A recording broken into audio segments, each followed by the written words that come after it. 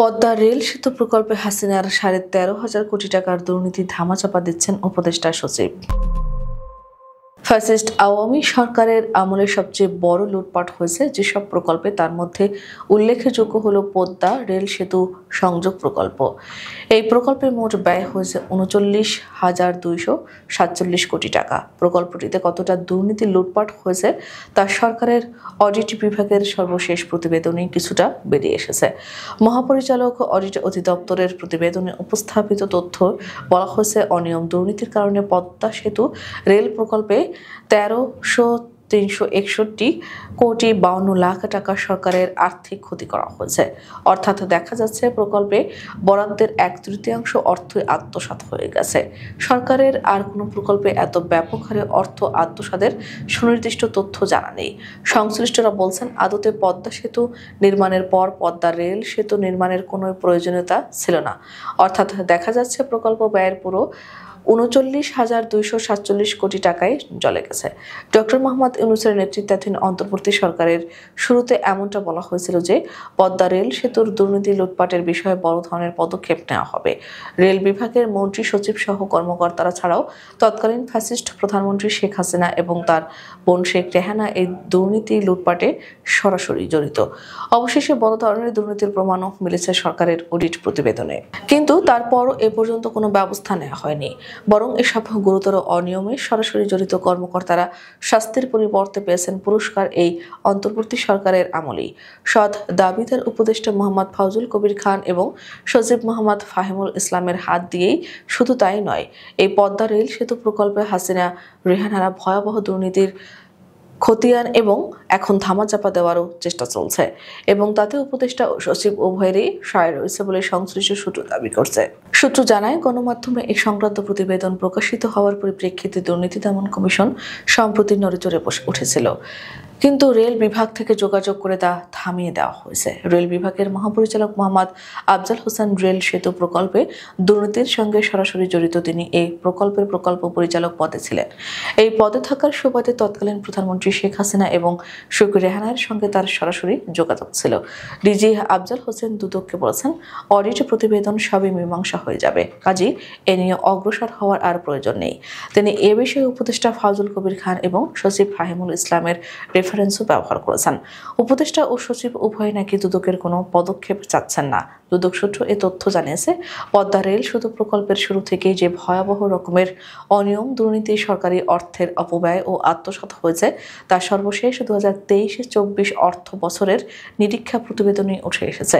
প্রতিবেদনে বলা হয়েছে, মোট 13,361 কোটি টাকার অনিয়ম হয়েছে। তার মধ্যে গুরুতর অনিয়ম অর্থাৎ যেগুলো মোটেই মীমাংসাযোগ্য নয় এরকমের অনিয়ম রয়েছে 9,693 কোটি টাকা। কিন্তু জানা গেছে মীমাংসাযোগ্য নয় এমন গুরুতর অনিয়মগুলো এখন ধামাচাপা দেওয়ার প্রক্রিয়া চলছে রেল বিভাগে, এবং এটা হচ্ছে খোদ মহাপরিচালক আফজাল হোসেনের তত্ত্বাবধানেই, যিনি এসব দুর্নীতি, অনিয়ম ও অর্থ আত্মসাতের সঙ্গে সরাসরি জড়িত। এত অপকর্মের পরে উপদেষ্টা ফাউজুল কবির এবং সচিব ফাহিমুল ইসলাম তাকে প্রকল্প পরিচালক থেকে সরাসরি ডিজি পদে পদোন্নতি দিয়েছেন, তাও অন্য একাধিক সিনিয়র কর্মকর্তাকে ডিঙিয়ে। সংশ্লিষ্ট সূত্র বলছে, দুদক যথাযথভাবে তদন্ত করলে আফজাল হোসেন ফেঁসে যাবেন এবং তাতে উপদেষ্টা সচিবও বেকায়দায় পড়বেন, যদিও তারা তখনকার ঘটনার সঙ্গে মোটেই জড়িত নন। এত ব্যাপক অনিয়মে সরাসরি জড়িত কর্মকর্তাকে শাস্তির পরিবর্তে পদোন্নতি পুরস্কার কেন দিলেন, এ দায় তারা এড়াতে পারবেন না। আর তাই উপদেষ্টা ফাউজুল কবির এবং সচিব ফাহিমুল ইসলাম উভয়ই চাচ্ছেন হাসিনা রেহানার হাজার হাজার কোটি টাকা এই মেগা দুর্নীতির খতিয়ান ধামাচাপা দিতে। উপদেষ্টা ও সচিবের সম্মতিতে এ ব্যাপারে রেল বিভাগের কয়েকজন কর্মকর্তার সমন্বয়ে আনঅফিসিয়ালি একটি টিমও গঠন করা হয়েছে, যারা ডিজি আফজাল হোসেনের নেতৃত্বে কাজ করছেন। জানা গেছে, মীমাংসাযোগ্য নয় এমন গুরুতর অনিয়মগুলোর তথ্য সম্পর্কে অডিট প্রতিবেদনে উল্লেখ করা হয়েছে।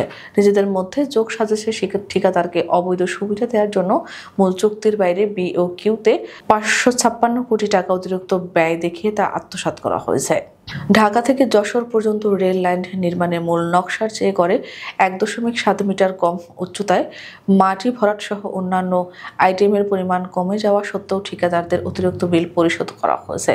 এরকমের ভয়াবহ অনিয়মের মাধ্যমে 2,130 কোটি টাকা আত্মসাৎ করা হয়েছে।